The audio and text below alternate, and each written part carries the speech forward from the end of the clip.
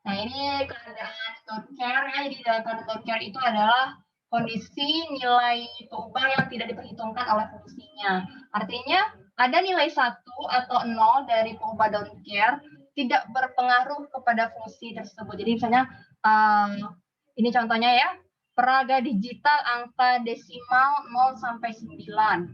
Jumlah bit yang diperlukan untuk merepresentasikan adalah 4 bit. Bit-bit untuk angka 10 sampai 15 tidak terpakai. Nah, contoh seperti ini. Ini ya, untuk pada don't care. Misalnya, kita ada tabel kebenaran seperti ini ya. Tabel kebenaran, bukan, sorry. Tabel angka desimal. Kalian sudah pernah ya belajar mengenai konversi biner ke desimal? Sudah pernah kan belajar di mana? Di Alpro ya? Atau di mana? Sudah pernah? Di Alpro nggak? Belum rasanya, Bu. Belum, serius. Malah di Alpro harusnya ada. Belum. Nah, seperti ini. Ini konversi ini biner ya. Jadi kalau komputer kita itu nggak kenal ya desimal, dia nggak ngerti 1, 25, 100 itu dia nggak kenal. Nah, jadi komputer kita tuh kenalnya angka biner. Angka binernya ini 0000 artinya ya 0. Gitu kan ya. 0001 berarti ini 1. Nah, bagaimana cara membacanya ini? Nah, ini seperti ini ya. Oke. Ya, saya pikir di Alpro udah gitu kan, harusnya di Alpro udah ini angka biner ya. Nah, misalnya seperti ini kita punya kanal ya. Jadi kalau biner itu dia 2 pangkat ya. Jadi itu kita seperti ini. Ini adalah 2 pangkat 0. Oke, berarti ini 2 pangkat 1. Sorry. Mana ya? Ini ya, kalau saya contohkan tadi ya, kita punya angka biner ini 000 ya, ini nilai desimalnya adalah 0 gitu. Nah, kenapa di sini? Di sini nih, dia tuh urutannya seperti ini ya, jadi dia tuh pangkatnya 2 kalau biner itu ya, 2 pangkat 0, 2 pangkat 1 gitu. Ini seperti ini urutannya, 2 pangkat 0, 2 pangkat 1 gitu. 2 pangkat 2, 2 pangkat 3. Nah, ini dia tuh hitungnya dari belakang ya. Jadi 2 pangkat 0, 2 pangkat 1, 2 pangkat 2, 2 pangkat 3. Nah, berhubung kita punya angka binernya nih 0, 0, 0 ya, berarti di depannya seperti ini. 0 kali 2 pangkat 3, 0 kali 2 pangkat 2, 0 kali 2 pangkat 1, 0 kali 2 pangkat 0. Nah, hasilnya berapa? Ya 0 ya. Hasilnya adalah 0. Misalnya kita punya seperti ini.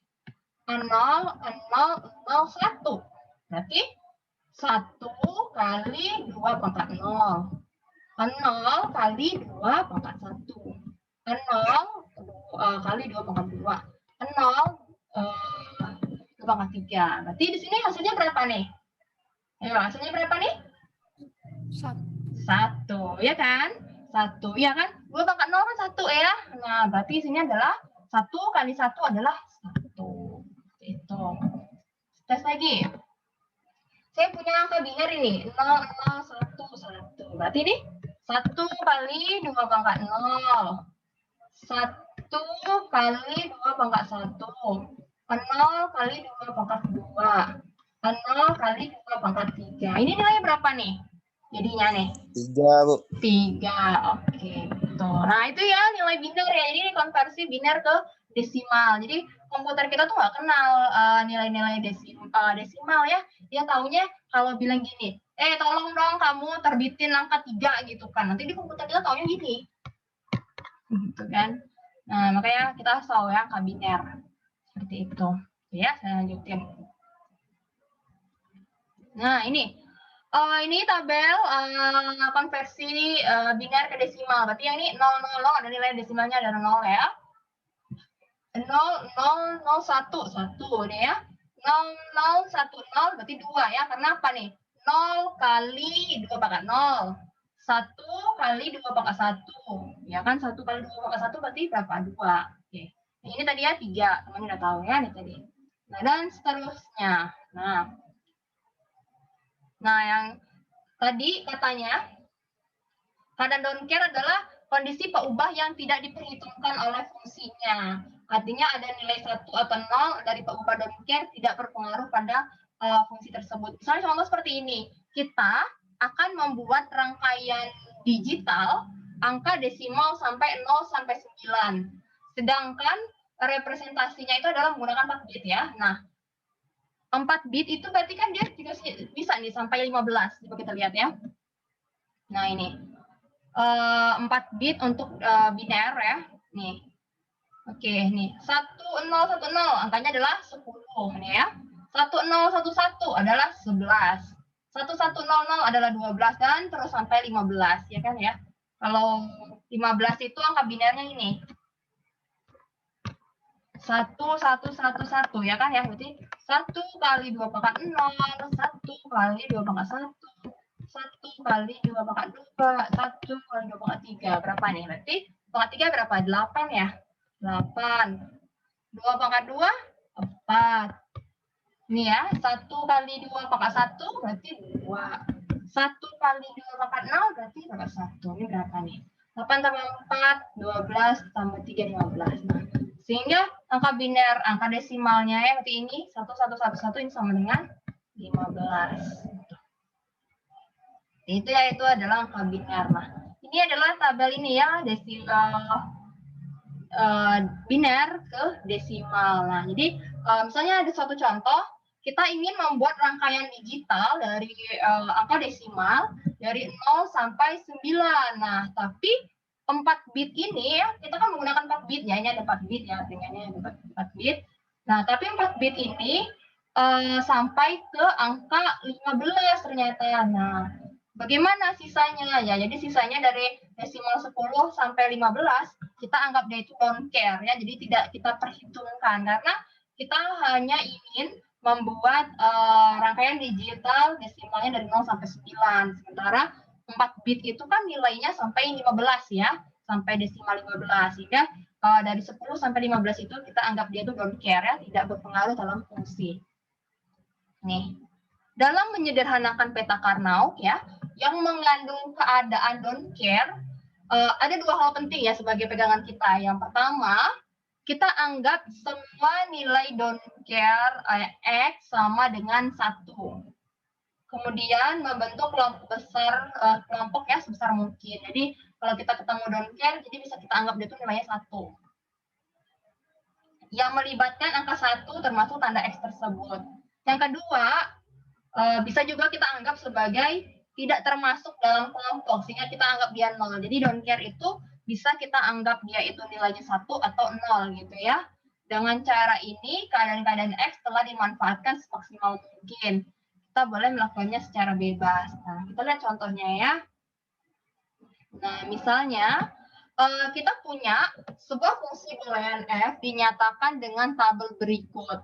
Nah, lakukan minimisasi sesederhana mungkin. Nah, misalnya seperti ini ya. Kita punya suatu, ini dia nggak ngasih tahu nih fungsinya apa ya. Kita nggak tahu fungsinya apa. Langsung aja ada ini. Ada hasilnya ya. Udah ada hasilnya ini langsung, saya nggak tahu fungsi F-nya itu apa ya. Jadi dia ngasih tabel, ini inputannya, ini adalah hasil fungsinya ya. Jadi kita tidak, kita nggak sudah peduliin ya fungsinya apa. Yang penting kita tahu nih, nah ini tabelnya, ini inputannya, ini adalah hasil fungsinya. Kita nggak tahu fungsinya apa, entah Y aksen X aksen Y tambah Z apa gitu, nggak tahu ya. Ini adalah hasilnya. Nah, dia itu inginnya sampai 9 ini aja nih, sampai sini ya, sampai sini. Keadaan yang lainnya dia anggap don't care. Oke, misalnya dia hanya ingin membuat fungsinya ini aja nih. Oke, yang lainnya dia anggap don't care ya, yang ini dia anggap don't care. Oke, kita lakukan minimisasi. Nah, jadi seperti ini ya. Soalnya nih di 0000 nah nilainya 1 ya mintermnya nih. Di 0000 mintermnya 1. Lagi yang 1 nih. 0011.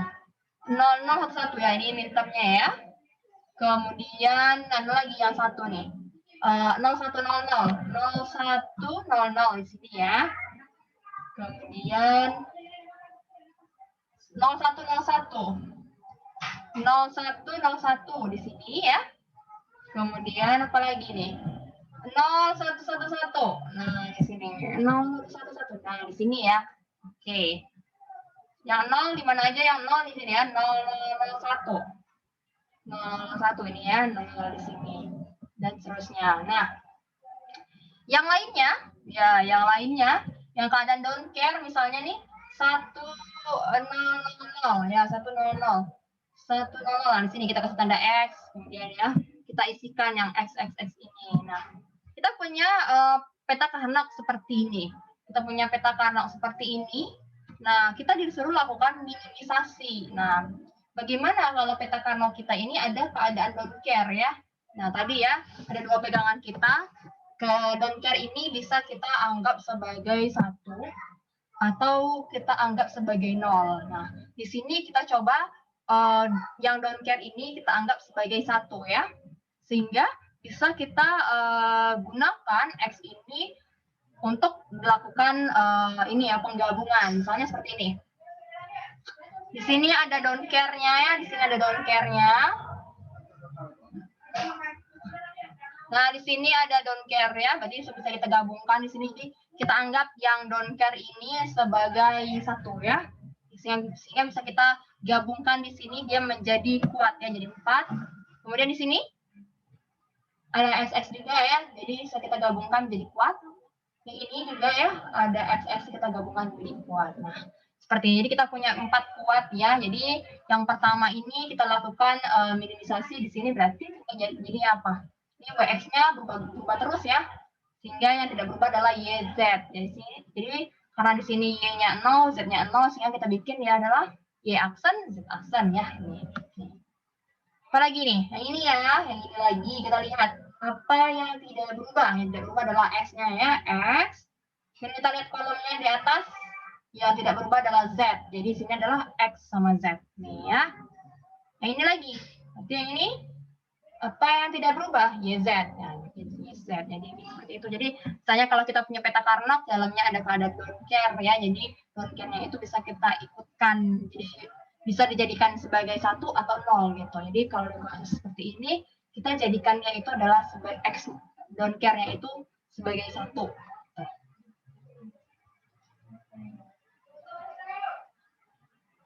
Ya ini ya, contoh.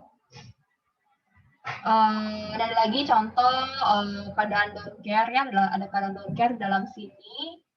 Dia lakukan penyederhanaan sum of product ya. Berarti yang sum of product-nya seperti ini. Kita jadikan ya, X ini adalah sebagai 1. X-nya ini adalah sebagai 1. Sehingga bisa kita lakukan penyederhanaan ini ya menjadi kuat. Kita lihat di sini hasilnya adalah W aksen Z ya, W aksen Z.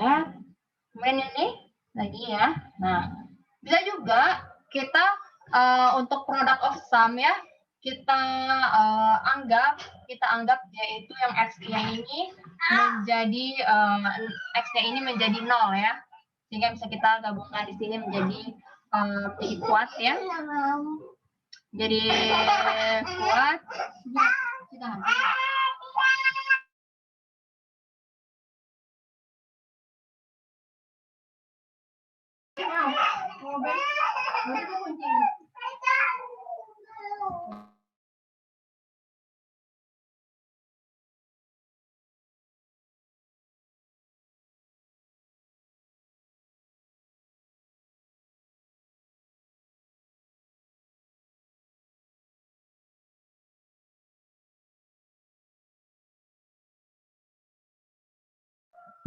Kita lanjutkan ya. Nah ini ini ya ada keadaan don't care ya, kita mau lakukan untuk product of sum. Jadi yang ini bisa kita anggap sebagai 0 juga gitu. Nah ini ya tadi ada dua pilihan, X ini sebagai 1 atau X ini sebagai 0. Nah di sini ya kita menggunakan untuk product of sum, berarti di sini kita lihat apa yang tidak berubah ya, yang tidak berubah berarti Yang ini ya, yang YZ. Oke, apalagi ini, yang ini ya. Apalagi yang tidak berubah, kita lihat di sini adalah juga oh sorry, yang ini. Yang ini apa yang tidak berubah? Yang tidak berubah adalah ini ya, W ya. Tapi karena di sini ingat bahwa kalau yang product of sum itu ya kebalikannya ya, sehingga di sini kita bikinnya adalah W-nya jadi W aksen ya. Oke, di sini ini ya bisa jadi penggulungan ya, penggulungan di sini. Nih sama ini ya bisa kita jadikan penggulungan. Oke, begitu ya untuk keadaan don't care.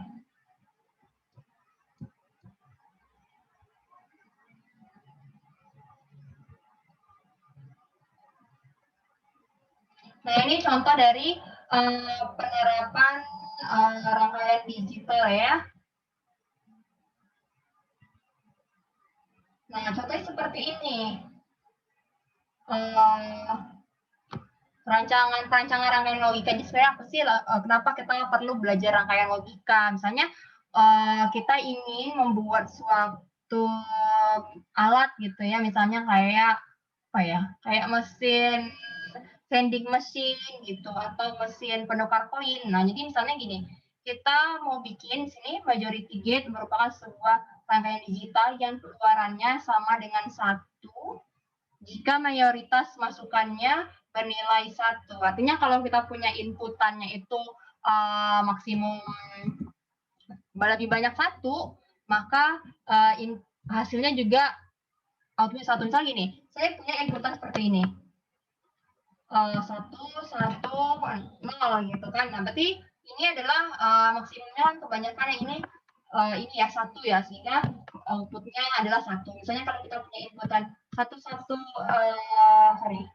0, 0 gitu kan ya. 1, 0, 0. Nah, ini kan majoritinya adalah ini ya 0 ya kebanyakan, sehingga outputnya adalah 0. Nah, misal seperti itu. Kita ingin membuat rangkaian digital ya dengan perintahnya. Di sini kalau kita punya inputan ya yang mayoritasnya bernilai 1, maka keluarannya akan bernilai 1. Nah, kalau setelah ini ya, maka 0 gitu. Nah, dengan bantuan tabel kebenaran, carilah fungsi boolean yang mengimplementasikan dengan 3 input majority gate. Sederhanakan fungsinya, lalu gambarkan rangkaian logikanya. Misalnya, kita diminta bikin tadi ya, perancangan rangkaian logika. Kalau diberikan, misalnya kita punya 3 input ya, 3 input. Kemudian kalau seandainya mayoritasnya 1, maka keluarannya adalah 1 ya, misalnya tadi. Jadi ini mintanya 3 aja ya, 3 inputannya misalnya ini ya 1, 1, 1, maka outputnya 1, atau 1, 1, 0 berarti outputnya 1, 1, 0, 0 outputnya 0, 0, 1, 1 berarti outputnya 1, seperti itu. Dia mintanya seperti itu. Nah, bagaimana kita membuat rangkaian logikanya? Nah, ini seperti ini. Nah, ini ya, misalnya ini 0, 0, 0, berarti keluarannya 0 ya, karena kan majority-nya 0. 0, 0, 1, outputnya adalah 0, karena majority-nya adalah 0. Nah, 0, 1, 0, outputnya adalah 0. 0, 1, 1, berarti outputnya adalah ini ya, 1, karena majority-nya adalah 1. 1, 0, 0, 0 ya, 1, 0, 1, 1, karena majority-nya adalah 1, dan seterusnya seperti itu. Nah, kita gambarkan peta Carnot-nya. Jadi di sini ya kita isikan berarti di sini 000 ya, di sini 000 berarti 0. Kemudian 001 berarti 001 sini 0. Oke. 010 010 sini ya 0.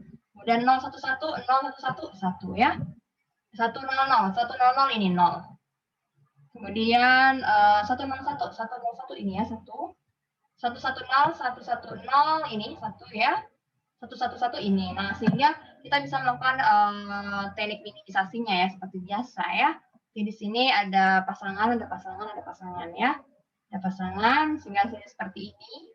Ini adalah rangkaian logikanya ya. Di sini ada rangkaian logikanya. Ini hasil rangkaian logikanya di sini XZ, XY ya, XZ tambah XY tambah YZ ya hasilnya.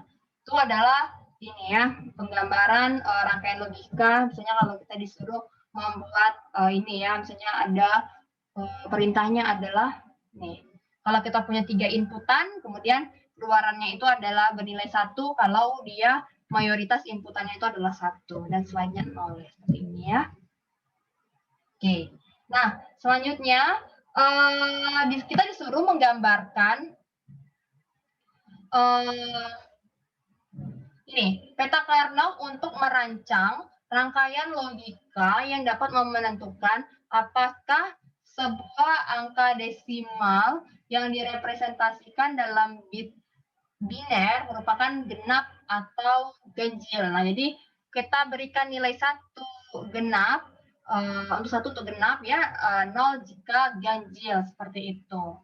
Nah, misalnya tadi ya, jadi kita bikin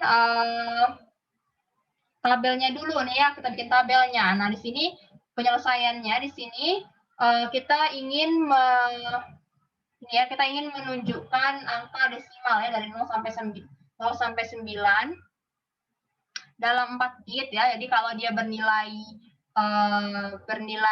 genap kasih 1, bernilai ganjil kasih 0 ya. Contohnya seperti ini. Nah, ini ya. Nih. 0 berarti kita kasih nilai 1 karena dia itu adalah ini ya ganjil ya. Oke, saya gambarin ya di sini. Misalnya kita punya ini ya tabel yang merepresentasikan angka biner.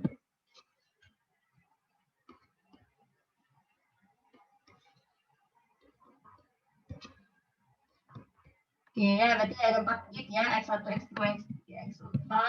Berarti ini adalah kemudian ini angka desimalnya berapa?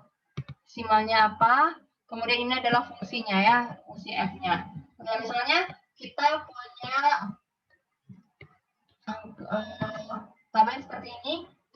Misalnya ini ya, ini saya biar lebih gampang, saya ke bawah, harusnya bacanya ke samping ya, karena supaya tidak berantakan sedikit ke bawah berarti 0, 1, 1, 1, 1 ya, berarti ini 0, 1, 1, 0, 1, 1. Kemudian ini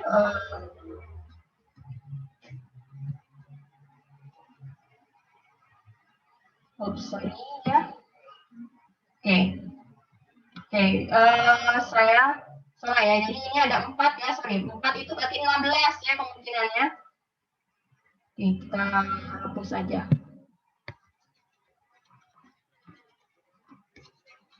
Oke, sorry. Ini karena ada 4 ya, variabelnya itu ada 4 ya. 4 artinya kombinasinya itu ada 16 ya. Ada 16. Oke, saya gambarin baru aja biar muat. Ada 16 berarti di sini. Oke, nah di sini ya. Di sini adalah X1, X2, X3,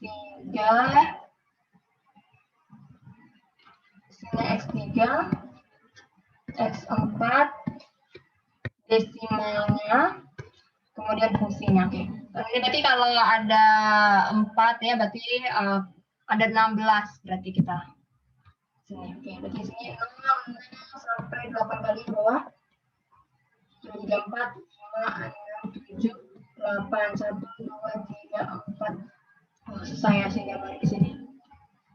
1, 2, 3, 4, 5, 6, 7, 8 gitu. Jadi di sini 0 4 kali ya, 0 4 kali baru 1, 1, 1, 1. Oke, saya nunjukinnya yang di atasnya aja ya, susah harus di bawah. Oke, berarti di sini 0, 1, 1, 0, 1, 1, berarti yang X4-nya adalah 0, 1, 0, 1 urutannya ya. 01, 01. Nah, kalau yang S1 kan urutannya 0 sampai 8 kali, 1 sampai 8 kali ya bawahnya. Yang S2-nya berarti 0 4 kali, 1 4 kali berurutan. Kalau yang S3-nya nih ya, 00, 11 berarti berurutan. Ini juga ya, karena kita kan sini ada inputannya ada 4 ya, berarti ada 16 kemungkinan. Nah, seperti ini, 0000, desimalnya adalah 0 ya. Nah, ini 0001, berarti desimalnya adalah 1. Ini juga ya, 0010, berarti di sini 0 dikali 2 pangkat 1, 0 dikali 2 pangkat 0. 1 dikali 2 pangkat 1, berarti di sini adalah 2. Nah, di sini 3, 4, dan seterusnya. Nah, katanya kalau seandainya dia desimalnya itu adalah bernilai ganjil, maka dikasih angka 0. Kalau genap pasti angka 1. Berarti di sini adalah ini ya. Kita anggap kalau 0 ini kita anggap dia itu genap. Oke, 1 itu ganjil ya, berarti kita kasih angka 0. 2 itu adalah genap, kita kasih angka 1. 3 itu adalah ganjil, kasih angka 0 ya. 4 itu adalah genap, maka kita kasih angka 1, seperti itu. Oke, ini zoomnya udah mau habis, nanti kalian ini ya, join lagi ya. Saya lupa nih perpanjangnya lagi. Oke, ini udah mau habis ya, silakan join lagi.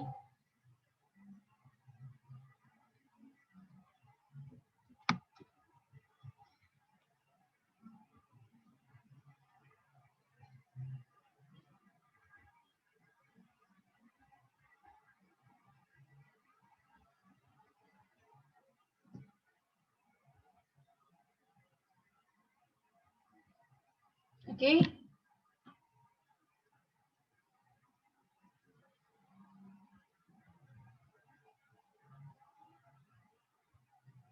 Oke, belum ya? Oke.